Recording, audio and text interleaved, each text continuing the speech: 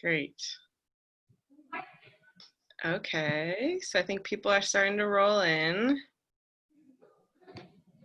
Welcome, welcome, welcome.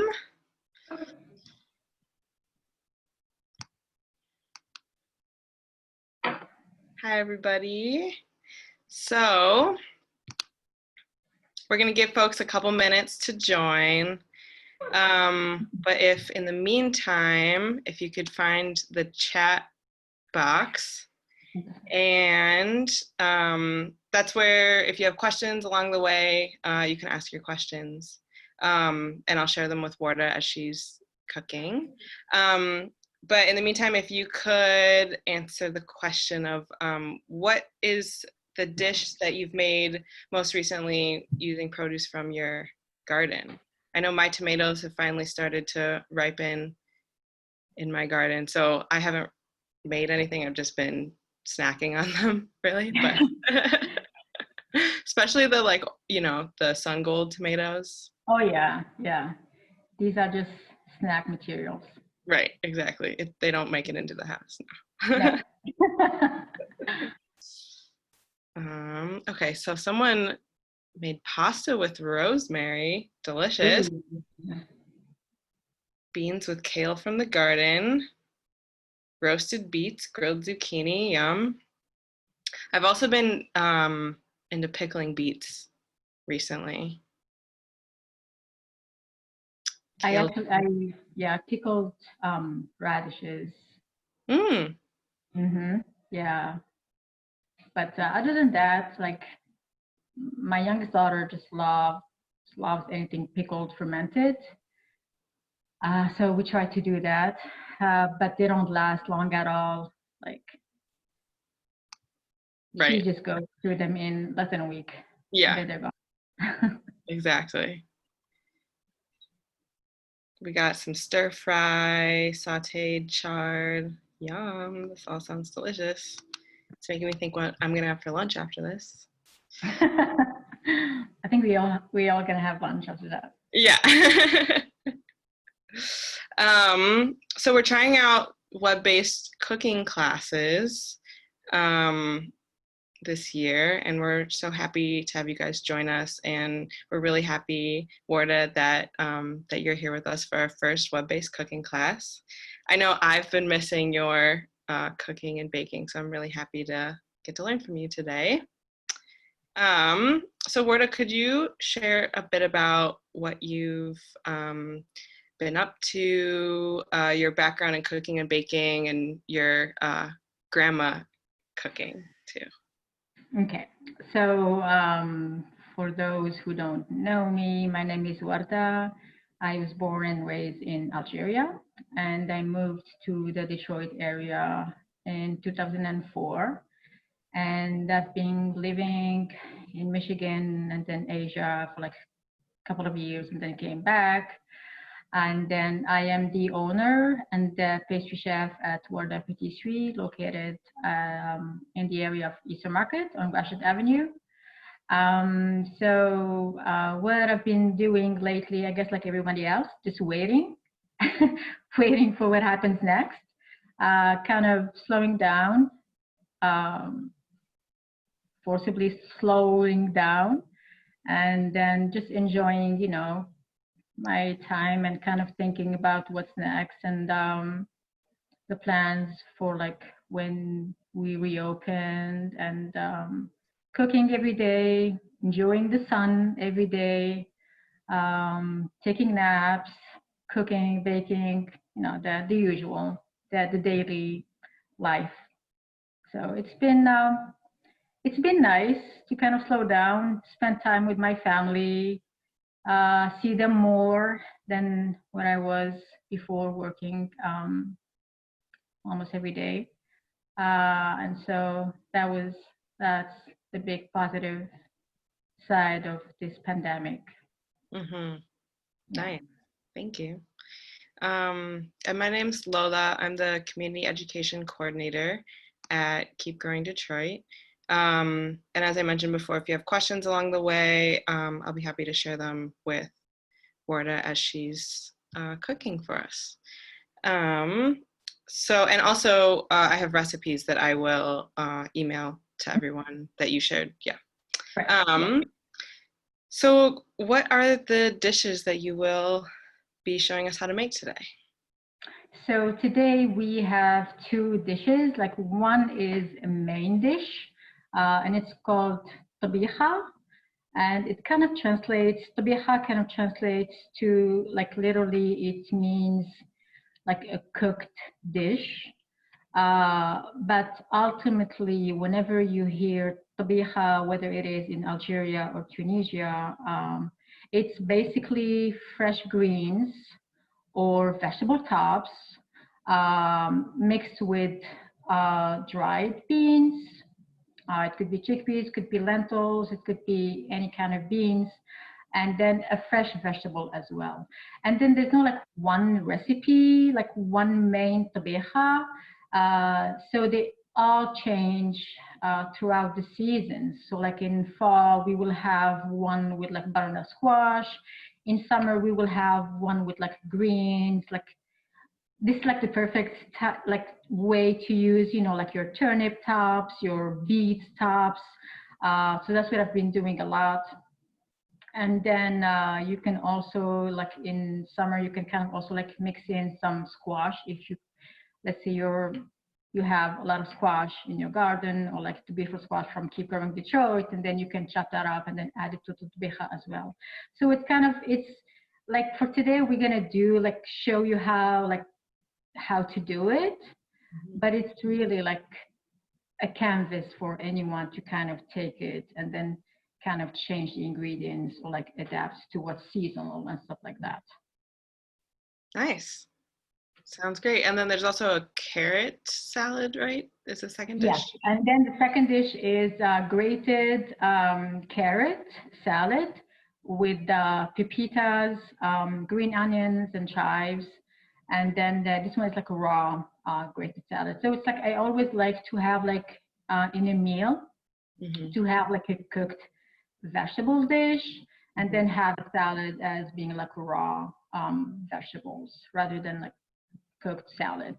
Nothing wrong with cooked salad, but like I just have to have like kind of refreshing at the end of the meal or stuff like that to have a raw salad.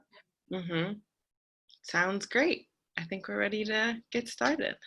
Okay, so we can go. So literally, let's get down to business. So I'm just gonna drop it and then go over the ingredients.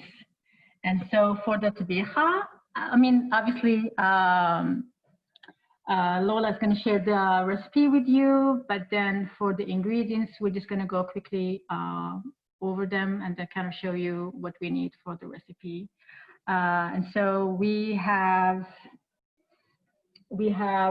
green onions, garlic, 8 cloves of garlic, parsley, basil. We have ground coriander, turmeric, olive oil, chickpeas, we have tomato paste, and then freak, and then harissa, and then we have kale, and then we also have carrot tops that are kind of chopped up already, and then we can kind of go over everything and then talk through them as we go.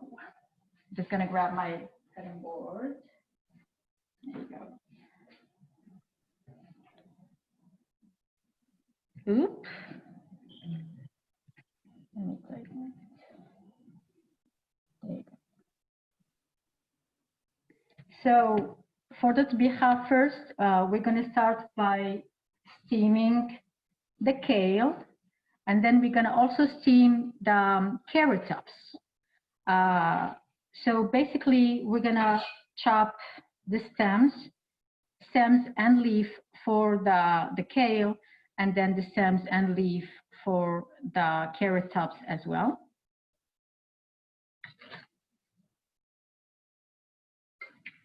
And for the whether like the other day, I made it with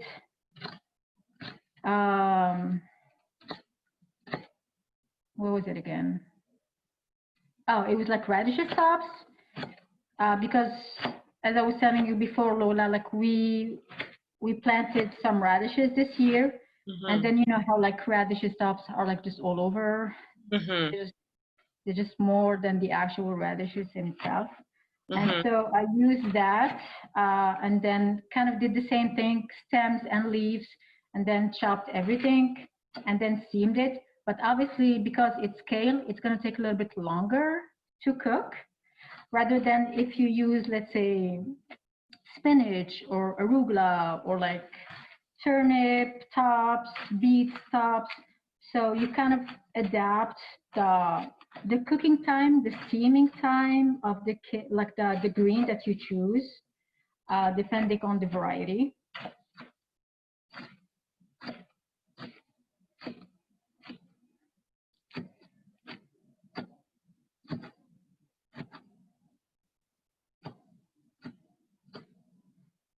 And so it doesn't have to be like small or whatever because they're just all gonna cook down. And the point here, like in this dish, is not about having it looking green or like fresh or whatever. Growing up, all greens look brown at the end of the day. In my mom's dish, she basically cooked them to death. So there's no greens here.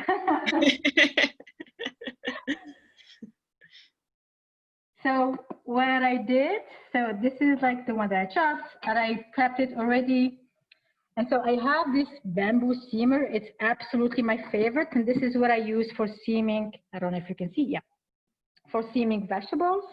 And so what I did is this is the carrot tops. So the carrot tops with the stems, I put them on the top compartment. And then the bottom one has the kale with the stems. And I just love like bamboo steamer because they just cook faster, I would say, than like regular steamer. And you don't have a lot of water coming into the vegetable as well. So I'm just gonna put this to steam over, I'm gonna show you. There's gonna be a lot of moving around, so just, so this is what I have. I have like a wok, and then I fill this with just a little bit of water. And I don't want it to touch the surface of the steamer, so it doesn't basically damage the material of the steamer. So I'm just going to bring it to a boil and then steam my vegetables. And they will steam like probably for like 10 to 15 minutes. And if it's like different vegetables, then it's going to be like, let's say, if it's like turnip tops or like beets or whatever, it's going to be a lot faster than that. But obviously it depends on the kind of steamer that you use.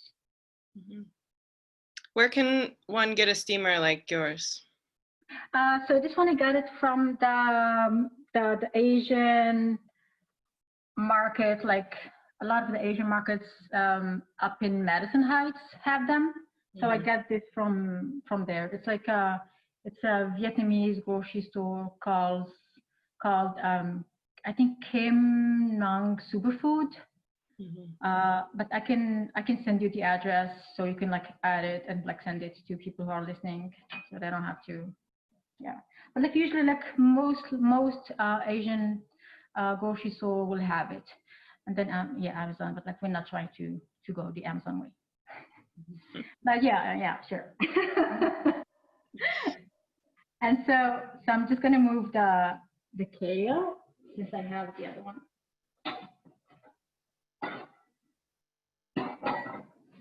Oh, and here's the thing: it's cheaper than Amazon, so. Bonus.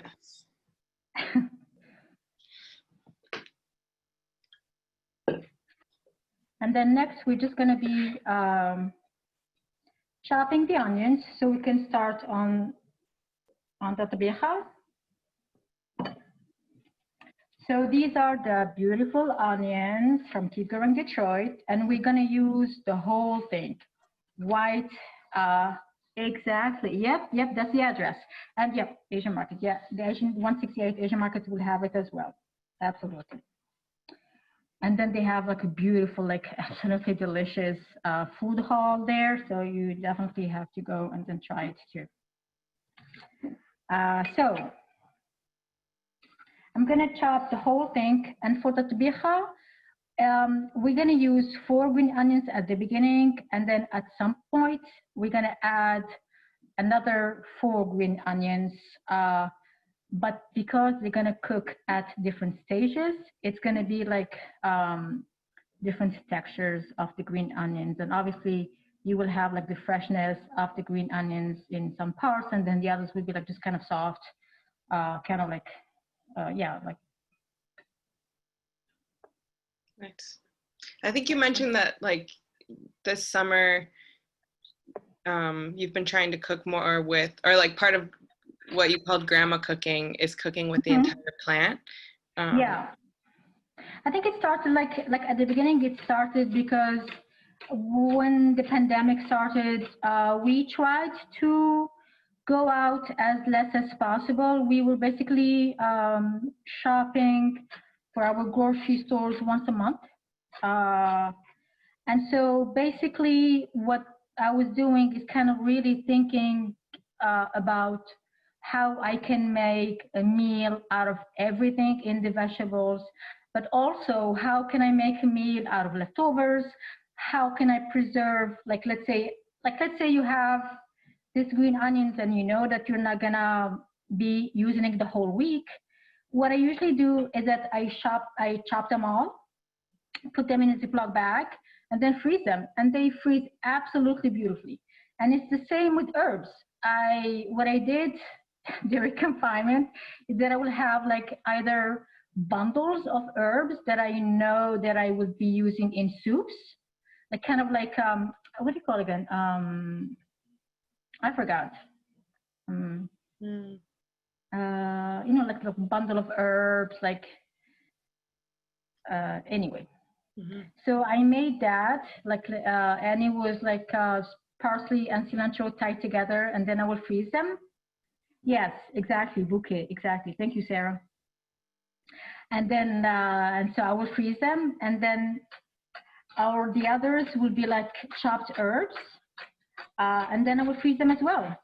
And you can, except carrots, because I tried it, you cannot freeze carrots, they do not freeze well, and obviously potatoes too.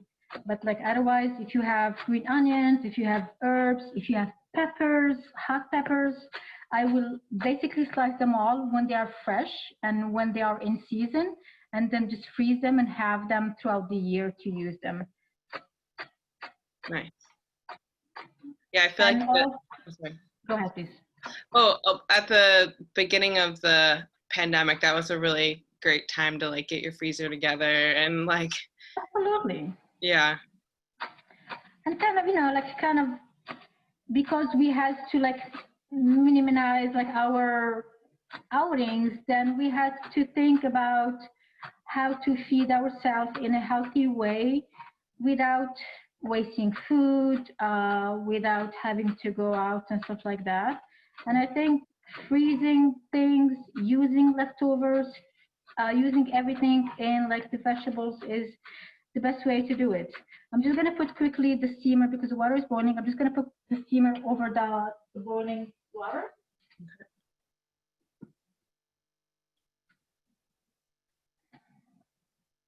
And I've been drying a lot of my herbs. So we have like it's a small herb garden that we have, but we do have a lot of mint. Like every year it just takes over everything. Like we kind of tried to like make like a bed for it, but mint is mint. It doesn't ask for permission. It just keeps on walking over everything. But I love mint. So like I've been drying that. I'm looking forward for the verbena to kind of grow, to dry it as well. For the verbena, what I do is that I kind of like take a bundle, like make a bouquet out of it, and then kind of tie it upside down, just like hang it. Does the steamer sit in the wok root? Yes, it does. This is how it looks like. But I reduced the heat a little bit, just so the water doesn't evaporate. And I also, I didn't bring the water like too high so it doesn't touch the surface of the steamer. Otherwise, like over time, it would just damage the bottom of your wok, of your steamer, I'm sorry. So that's how it's gonna be. And it's gonna be like 10 minutes or so. And it's you have like the carrots on top, and then you have the cakes. I don't know if you can see. You have the cakes on top, at the bottom, sorry. And then it's just gonna cook for like 10 minutes. Nice. Are there other dishes you like to use carrot tops in? Yes, I also made carrots tops pesto, and it's just the best. You basically like take whatever pesto recipe you have, and then you, I'd say like you use like half the the basil it calls for, and then replace it with carrot tops, and then you just, I use walnut instead of pine nuts just because I don't like pine nuts. For some reason, like most of the pine nuts we find here in the US comes from China, and I don't know if it's just me, but it just leaves like a bad taste in my mouth. But it's like if it's an Italian pine nuts, then it doesn't leave that like lingering bitter taste in my mouth.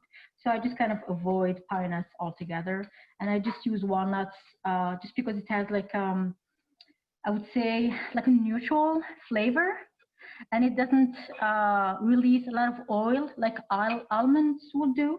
So I use basil, carrot tops, garlic scapes is even better if you can find it, olive oil, and then Parmesan or whatever, you know, like dry kind of cheese you have. I use it with cheddar in the past. I mean, it's still fine. Yeah. I mean, obviously Italians are just all gonna curse. Yeah. But it's, again, it's like to work with what you have in the kitchen. Like sometimes you just have to do what you gotta do, and don't worry about it. Yeah. And so right now I'm just gonna bring the pot over. So this is what I'm using for today for the tbikha, kind of like a, what is called like a Dutch oven or something. Yeah. So you can use that. You can use a saucepan. You can use like a regular pan with a lid. It has to have a lid, and it's fine as well. And so you put in here, you put like about like 4 tablespoons olive oil.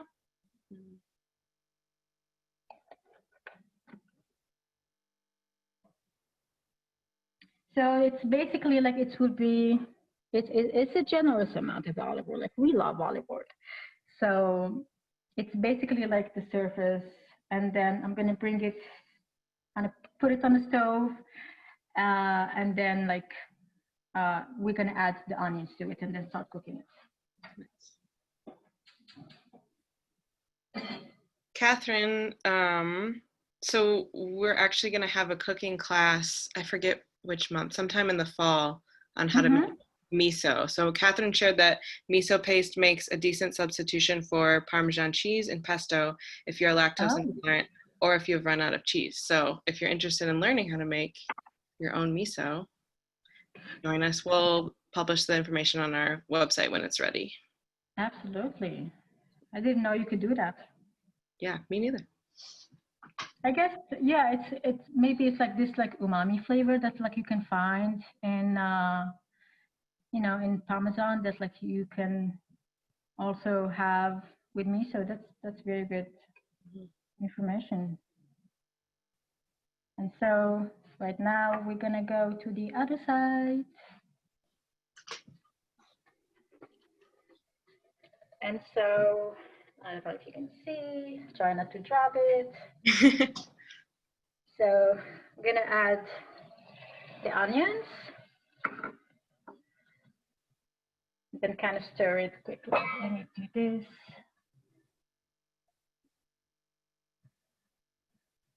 Are there other types of oils you like to cook with too? I'm just an olive oil kind of person. Fabulous.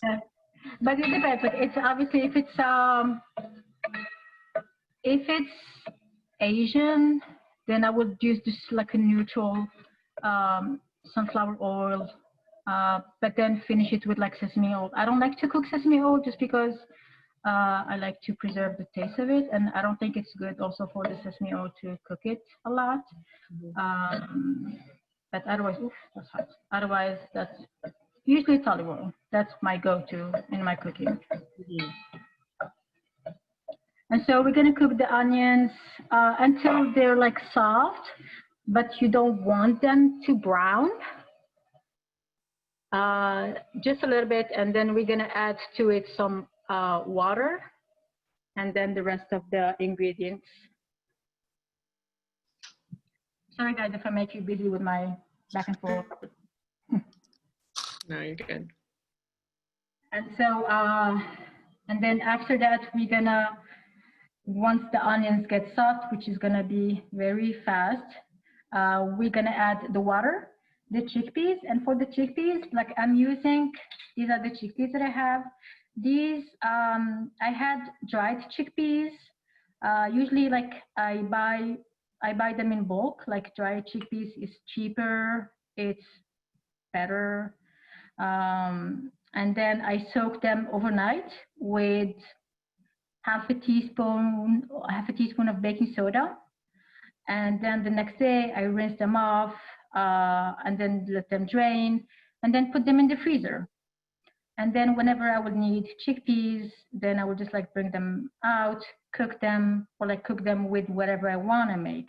But in this case, I cook them with, as you can see, some garlic scapes and like some herbs I had laying in the fridge.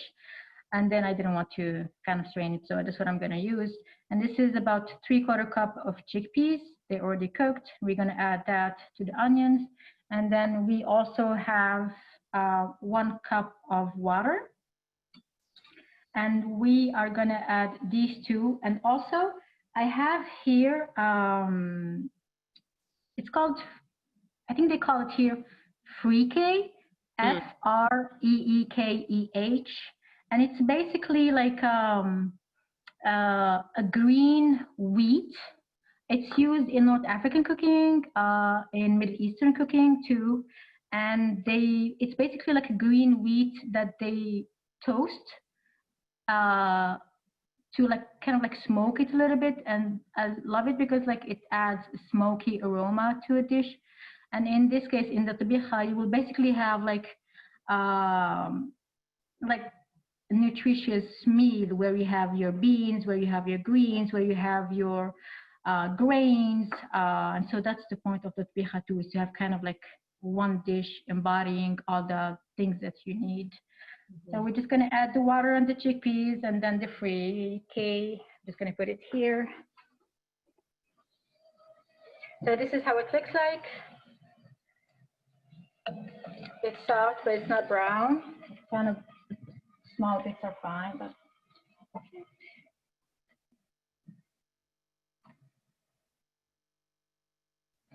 Then we're going to add the water.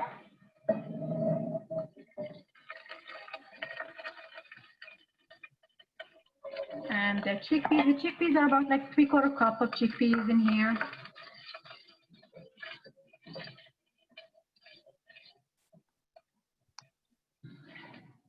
And then at the end, if we feel like it needs a little bit more water, we can always add more water to it. But for now, we just don't want to add too much.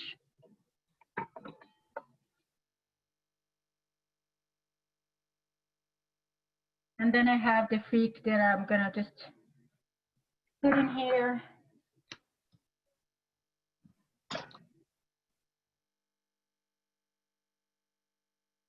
I'm going to lower it and then just lower the heat and cover it and just let it cook for like 10 minutes. And then we can also check on our greens.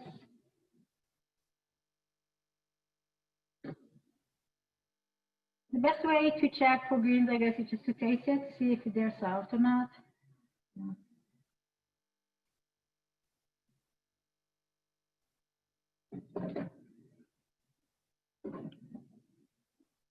You're done.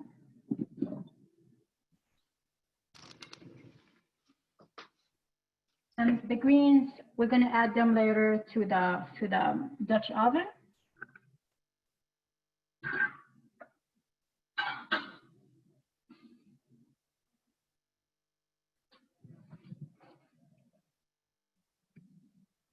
And while the thing is cooking, We're gonna move on to the salad.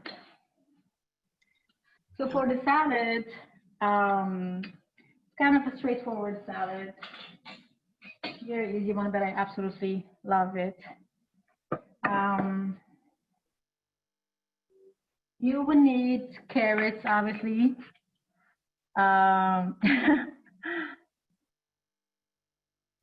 Oops, let me just type it. For some reason, it's loose. There you go. So you would need carrots. I started grating a little bit. You need pepitas, what do you like? Pumpkin seeds, or you can use sunflower seeds if you want to. And green onions. And then we have like a lemon vinaigrette that we're gonna make too. And then chives.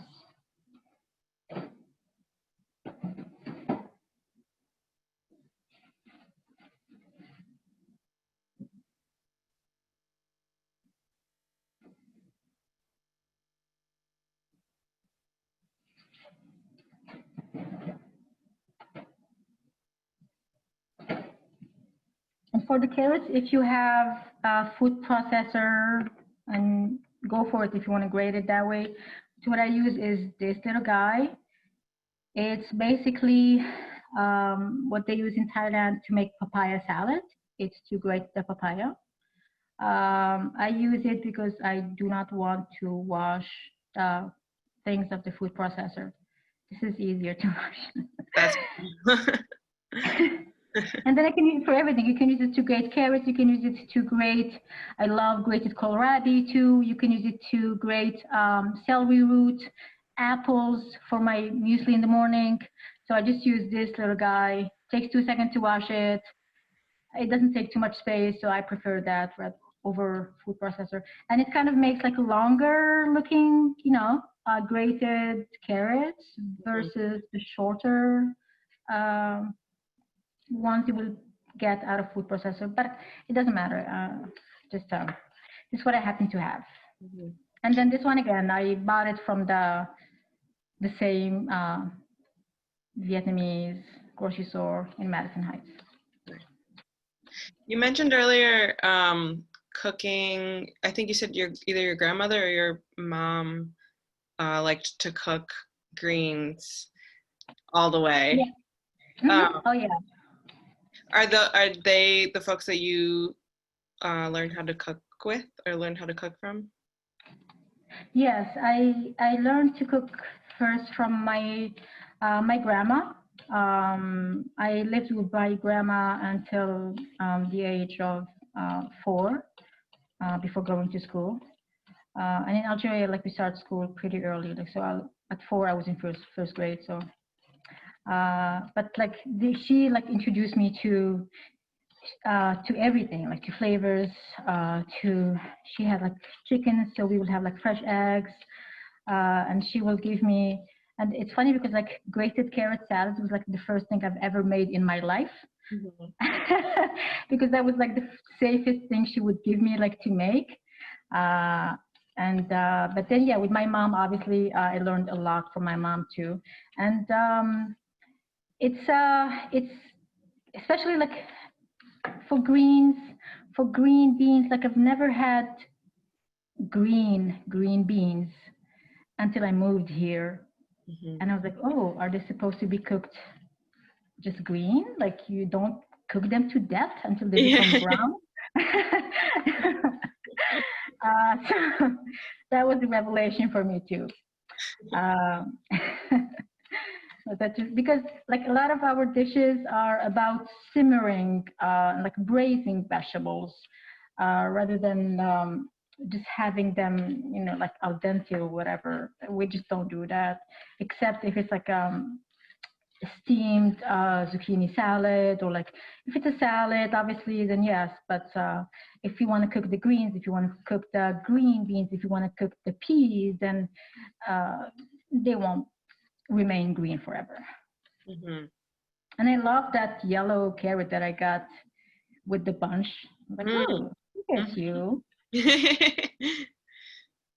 Someone's wondering where we can buy frique. Frike, you can get it at any Middle Eastern store. They have like different brands. I don't have, honestly, I don't have a preference. The only difference between Algerian frike and the Middle Eastern one is that ours is smaller in size because they, I think they chop it or something, rather than like in the Middle East, they will keep the whole bran of wheat. So it's just a little bit bigger in size.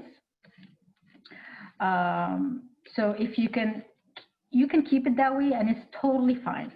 You will just have like, you know, kind of like more like a chewy frike than the one that I have here that has been like kind of like chopped into small bits. And you said there's another name for it too? We call it freak. Okay. And it's funny, like when I was a kid, like, you know, the song like Le Freak, c'est chic. Yeah. I thought they were the freak. I'm like, oh my God, it is chic. That was my favorite song ever. That's awesome. But I use like freak in here. I use it, you can cook it, basically you can cook it as you would cook farro or barley and then make salad, or like put it, or make soup too with freak. And it just adds this like smoky flavor that I absolutely love. Or you can make like, if you're not vegetarian, you can make like, you know, like a roast chicken and then like stuff it with freak and like lots of herbs and garlic. Oh, that's so good. Wow.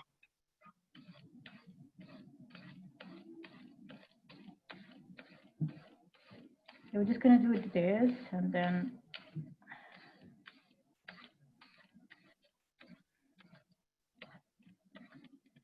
Could you tell us a little bit about, I know before we started we were talking about your garden. Could you tell us a little bit about what you're growing this year? So this year we are growing, we have 3 tomatoes. They've been doing okay. And then we have radishes. We have daikon radish, and then we have breakfast radishes. And those will have been harvested already. And then I use the tops I cook the tops actually, chop them and then freeze some of them. And then the other one, I also made tbikha with them and made like a big batch. And the good thing about tbikha too is that you can make like this is like a big batch. This is like a family, like a 4 or 6. And you can have it throughout the week. It keeps super well in the fridge for a week. Or you can freeze it. It also freezes very nicely. And you can serve it as is. You can serve it with alongside some rice. You can serve it with bread, which what we do, and like some pickled vegetables and olives. That's how we serve it. But we also have, what else? We have beets, but they've been tiny this year, but that's okay. And we also have lots of herbs. We have basil, Italian basil and purple basil, and we have cilantro. I love cilantro. And like for cilantro, I always let it, like here they would say, oh, it overgrew. I'm like, no, that's how I like it. I actually let it until like it has the flowers on it, and it tastes so much better. It's like a concentrated cilantro plant at that phase, and so it's at that stage, and I'm gonna harvest it later and then chop it or like make bundles like bouquet and then freeze them. That's the top.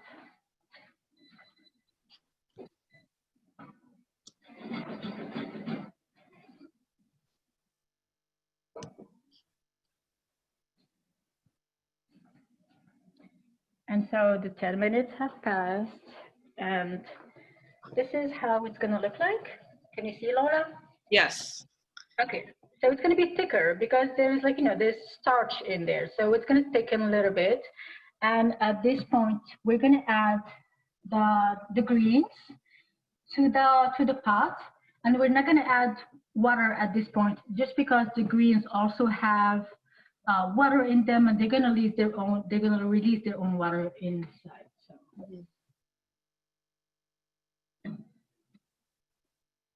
Did you say you can freeze? I'm sorry, I missed it. I think you were talking about freezing, was it the carrot tops? You can freeze the cilantro, and you can freeze, yeah, you can freeze cilantro. You can also freeze, if you want to freeze the carrot tops, the kale, any vegetable tops, you'll have to steam them first, chop them, and then you can freeze. But you cannot, like, if you freeze them raw, they will just be mushy, and like they will absorb water in the freezer. So it's better to steam them first and then freeze them. But for the herbs, you don't do anything to them. You just freeze them fresh, whether it is in a bundle or whether it is chopped and then put in a Ziploc bag, and then you can just freeze them as is. I'm gonna cover them again, and then now we're gonna make like we're gonna finish with the salad, and then make like a spice paste that's gonna go over the grease. And so for the salad, it's kind of straightforward. It's this. It's pepitas. You can use sunflower seeds too. And then I have also, I think, 2 green onions.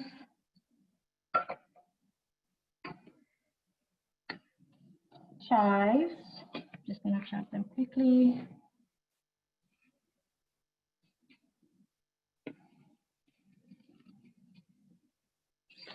And it's kind of like the same if I want to do like a grated kohlrabi salad or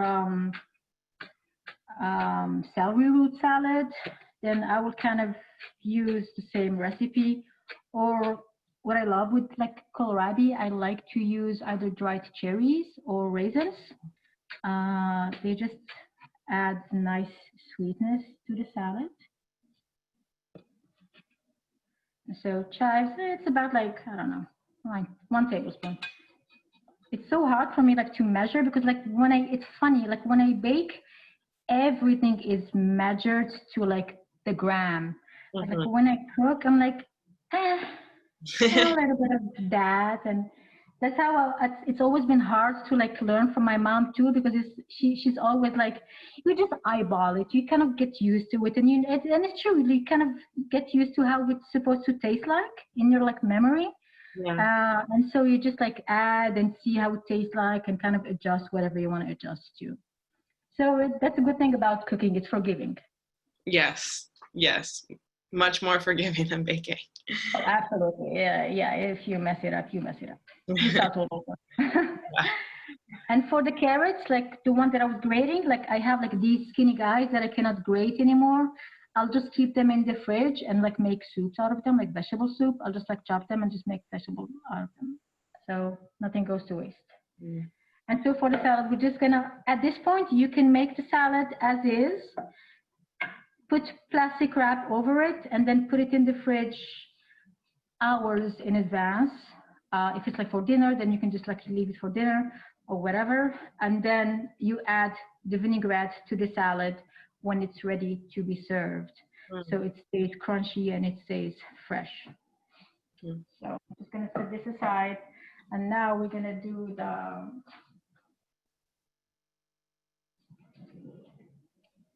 Catherine's wondering if chive flowers would taste good in the carrot salad too. Oh, absolutely. That's a good idea. Absolutely, especially like if it's the, it's the same. So absolutely, like chive, like blossoms, like the blossoms of the. Yeah. Oh, absolutely. Yeah. Like I love them. What you can do with chive blossoms too. Let me look at you. What you can do with chive blossoms too is like basically like open them up and then add them to the salad, or you can also make chive blossom vinegar with them. You can so what I do is that like you know, like you take a mason jar, stuff it with chive blossoms, and then just add white wine vinegar or apple cider vinegar to it, and just set it aside for like a week, and it becomes this beautiful pink hue, and it tastes also like chives. Wow. So that's also my summer grandma. Yes. Gonna start a movement, Grandmas United, this summer. And so we're gonna do the spice mix. For the spice mix, we're gonna do garlic. So I've already chopped the garlic, and it's like 4 cloves of garlic in here. Let me put this down. There you go. Garlic, and then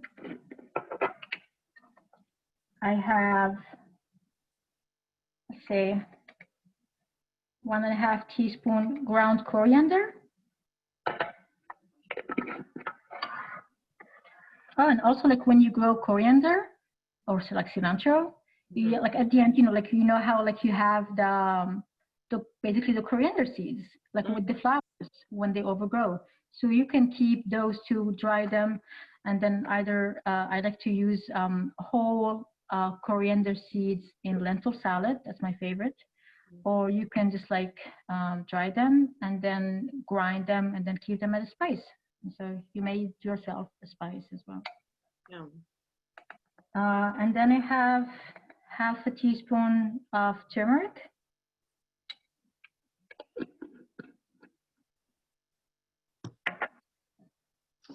You got a compliment on your variety of cute bowls. Oh, thank you.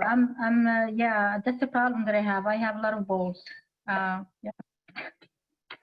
I don't see a problem there, but. Yeah, no, yeah. I guess it's just me. I'm like, gosh, I have too much. And then this is tomato paste. It's about 1 tablespoon tomato paste that I'm gonna add.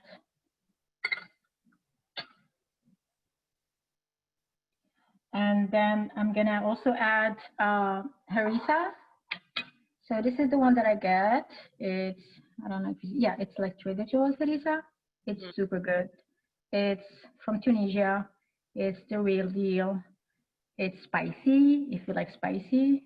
Otherwise, it's really, really good. I absolutely love it. Yes, so, what are the differences between harissa across North Africa?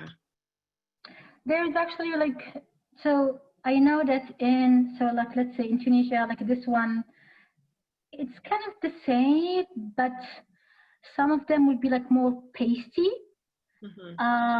Oh, where do you buy it? It's from Trader Joe's.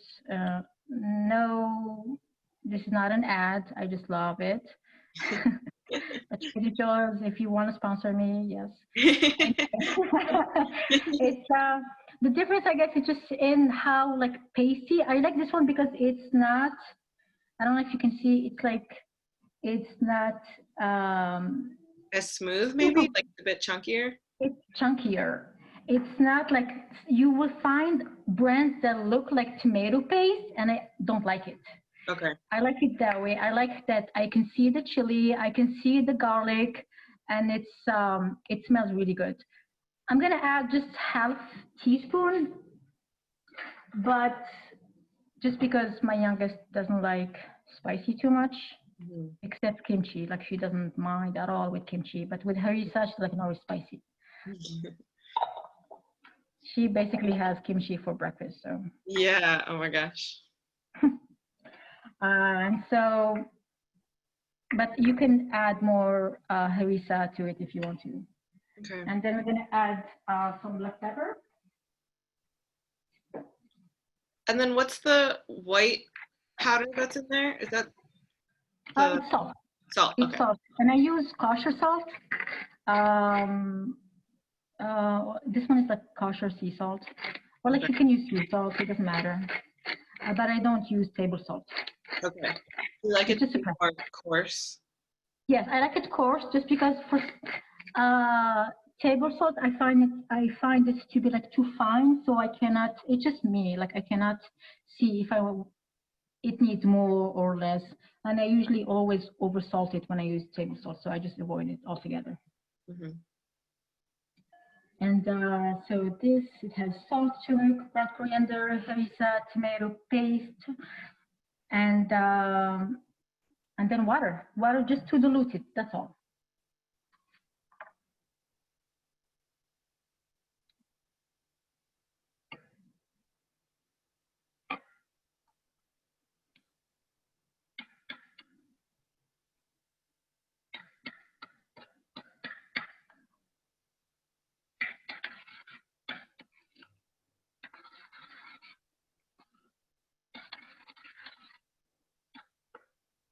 I don't know if you can see. Mm-hmm. And it smells so good.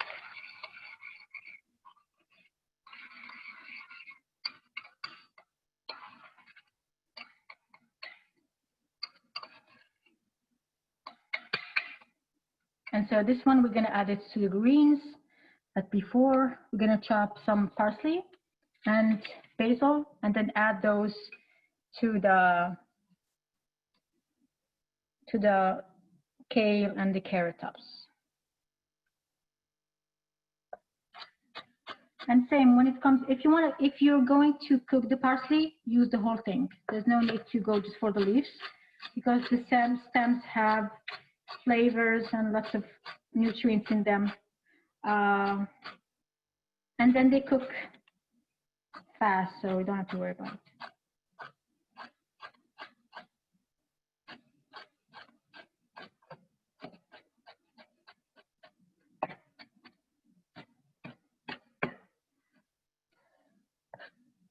And then same thing with basil.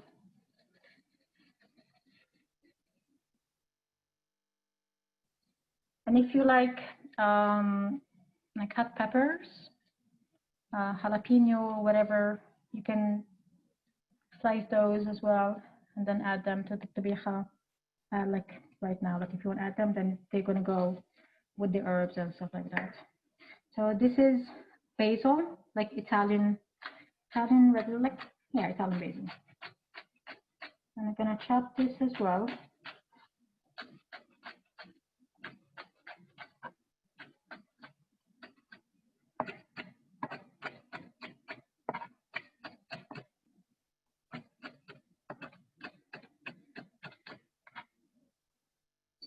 And again, we don't care if it's like big or like small, whatever at this point. It's one of those dishes where it doesn't matter really. So let me move you to the pot.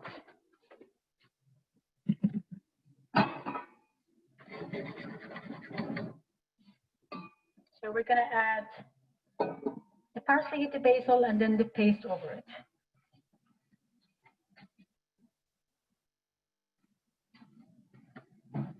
Are you able to see? Okay. Yes. So I have parsley going in and the basil.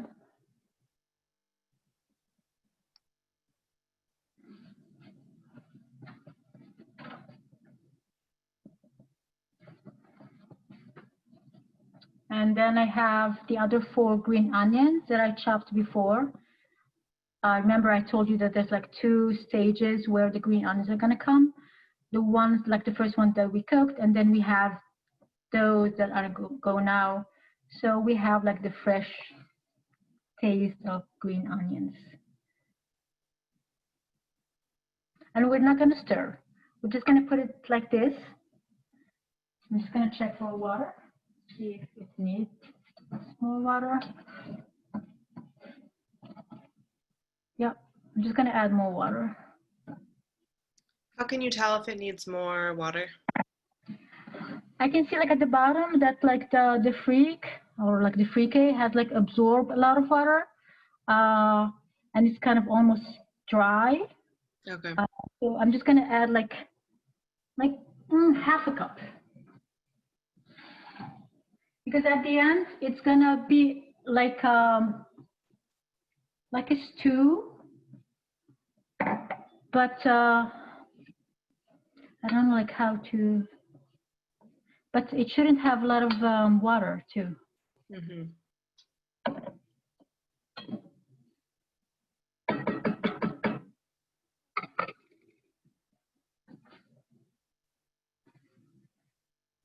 Then we're going to add the paste.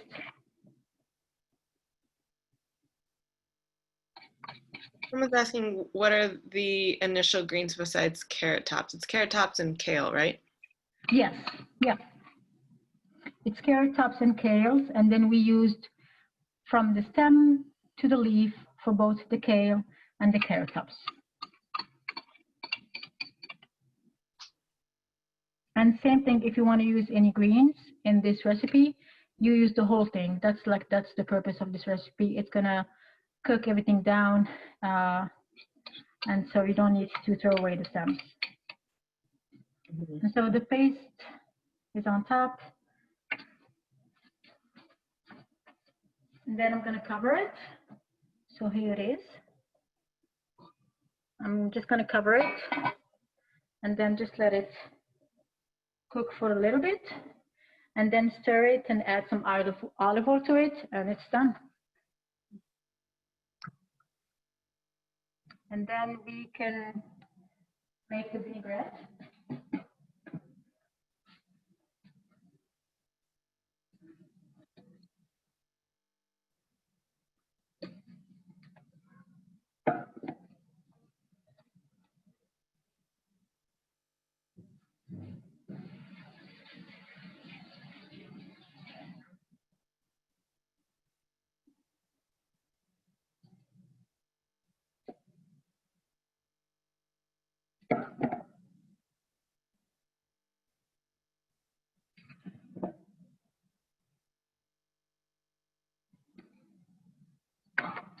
So for the vinaigrette, it's going to be like a lemon vinaigrette for the carrots, grated carrot salad, and we need like a whole lemon. And it's up to you. Like if you want it to be less acidic, you can use like half of it. I kind of like it to be lemony in like a raw salad. And so I actually like tried to write down the recipe for the vinaigrette, but to be honest, it's the same thing. Like I don't measure it, but I try to measure it for you guys. So for the vinaigrette, it's gonna be 3 tablespoons olive oil. And you don't want to dress the carrot salad with too much vinaigrette too.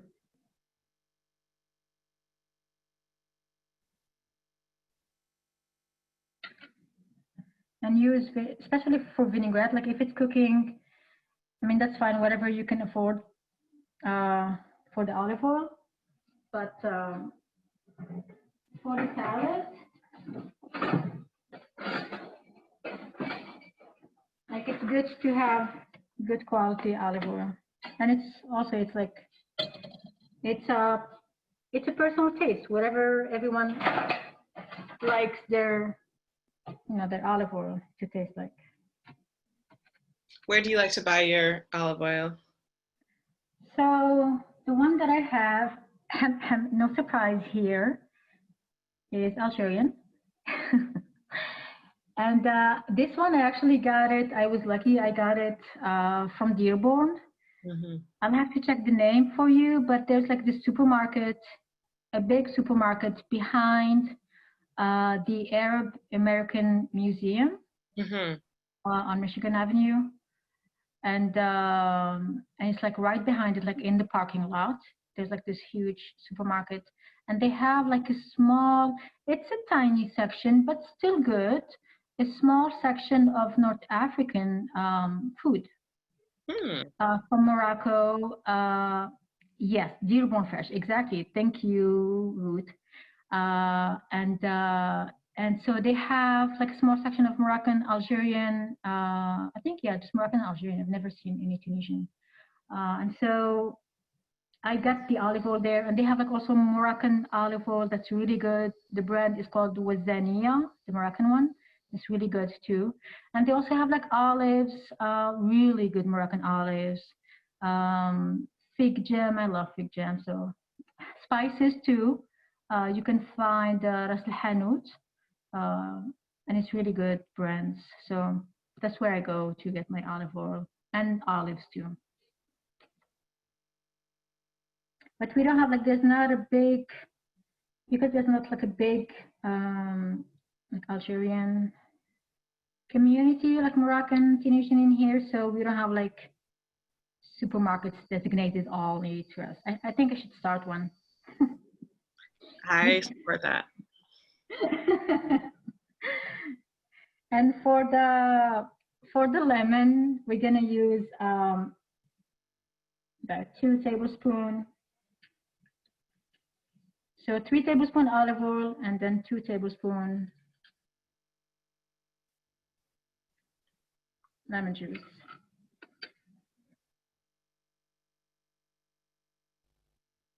And salt, it's gonna be like ½ teaspoon. And then just whisk everything.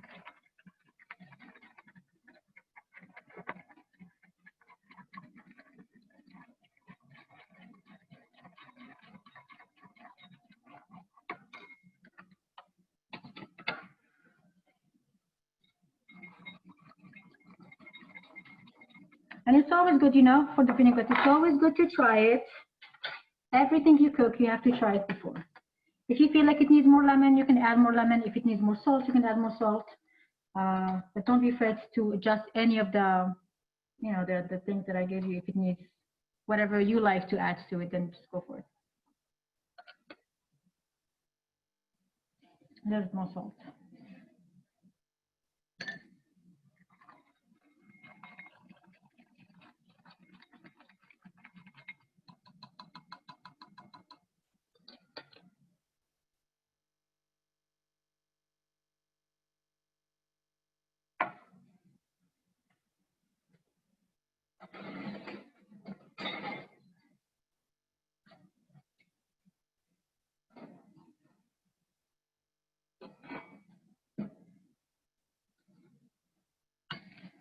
And then just mix everything.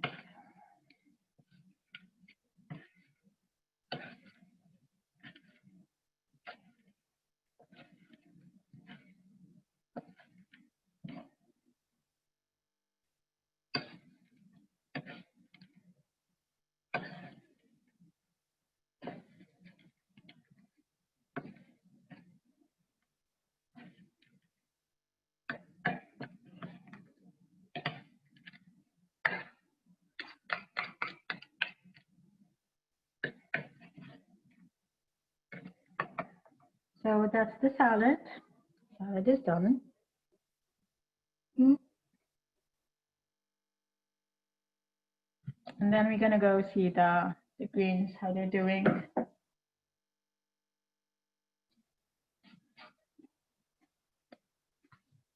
It tastes good.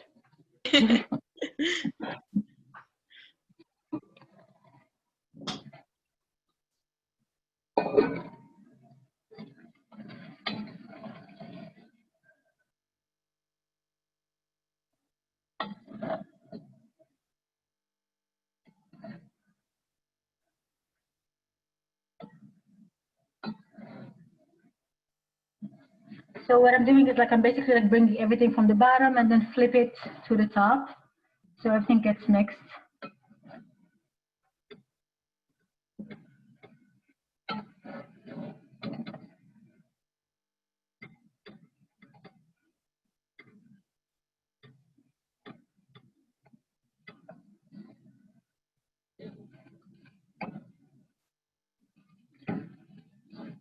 And then the good thing about this dish is that like once you use different greens, then like it becomes like a whole new dish altogether.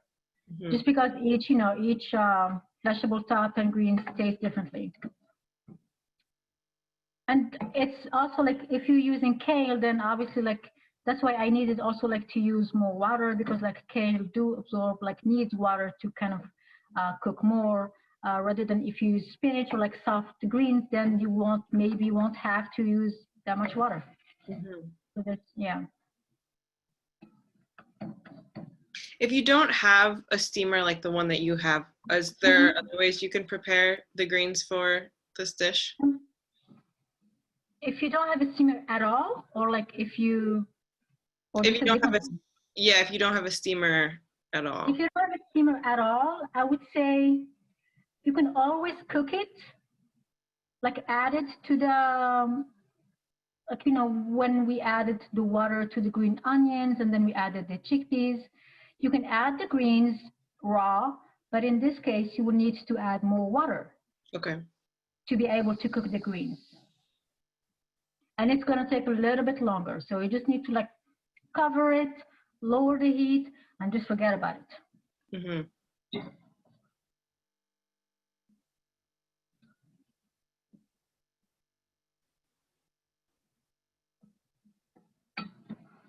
And also you can play with like different, like I mentioned before, you can also play with different beans. Let's say you don't have chickpeas, you can use lentils. You can use, I love it with red lentils, just because red lentils kind of like decompose, I'd say, into the dish, or beans or whatever. Really, like it's a very flexible kind of recipe. Tbikha has like, as long as it's greens, as long as it's like vegetables, fresh vegetables, and dried legumes, then you're good. Just gonna try the salt.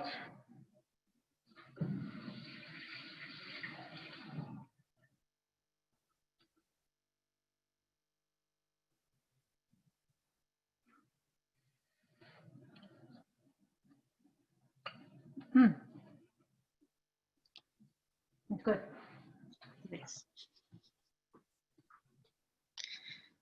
So this is how it looks. I don't know if you can. This is how it looks like now. And I'm just gonna add more olive oil to it, just to kind of finish it up. And when I say a little bit, I don't mean a little bit.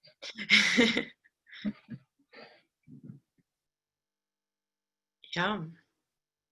That's it. That's all. Wow. And you can just leave it. You can have it hot, or you can have it at room temperature. Let me just put it on a plate so you can see how it looks like. And if anyone has any questions, please throw them in the chat. And just as a reminder, I'll be sending out the recipes via email after this webinar.